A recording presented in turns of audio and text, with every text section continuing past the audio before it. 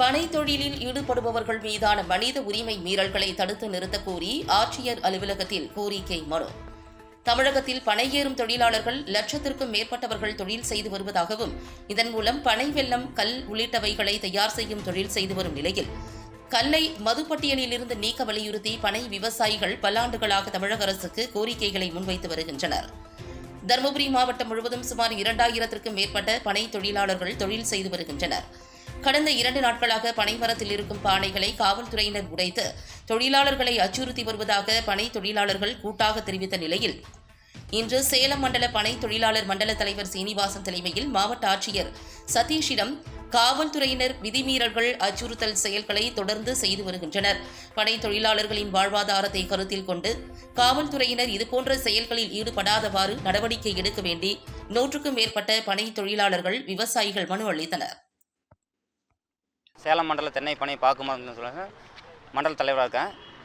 இப்போ 2 நாளாக மாவட்டம் முழுவதும் பனை மரம் ஏறும் கல் இருக்கும் தொழிலாளிகள் மீது அடக்குமுறை, காவல்துறையால் அடக்குமுறை நடந்துகிட்டு இருக்குது. தொடர்ந்து பாலக்கோடு, பெண்ணாகரம், பாப்பாரப்பட்டி எல்லாமே இப்போது காரியமங்கலம் எல்லாமே இப்போ வந்து முற்றிலும் அவுக்க சொல்லிட்டாங்க. இப்போ பனை தொழிலாளர் வாழ்வாதாரம் பாதிக்கப்பட்டுச்சு முழுசாக. இப்போ எங்களுடைய வாழ்வாதாரமே இந்த 3 மாதம் தான். இந்த 3 மாதத்தை வச்சு தான் நாங்கள் மறுபடியும் அடுத்த வருஷம் வரைக்கும் எங்களால் இருக்க முடியும். இப்போ இந்த வாழ்வாதாரம் எங்களுக்கு பாதிச்சிச்சு. அந்த வாழ்வாதாரத்தை காப்பாற்ற வேண்டி தான் இப்போ நாங்கள் மனு கொடுக்க வந்திருக்குங்க. அது காரணம் தெரியலைங்க. கேட்டால் இப்போ காவல்துறையை கேட்டால் எங்களுக்கு மேலிடத்துலேருந்து உத்தரவு வந்திருக்கு, நீங்கள் கழட்டி தான் ஆகணும் அப்படின்னு சொல்கிறாங்க. அது மேலிடம் தான். இப்போ நாங்கள் இப்போ அதுதான் மாவட்ட ஆட்சியர் நாங்கள் இப்போ சந்தித்து நேரில் மனு கொடுக்கலாம்னு இருக்கோங்க. கல் வந்து கல்லுக்கும் எங்களுக்கும் சம்மந்தம் இல்லைங்க. இது எங்களுக்கு உணவு. கல் வந்து உணவு, இது எங்கள் உரிமை, இது எங்கள் வாழ்வாதாரம்.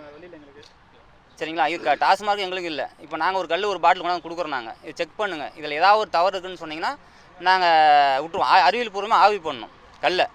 முதல்ல அதுக்கு வந்து நாங்கள் கொண்டாந்து கொடுக்குறோம் சாம்பிளுக்கு.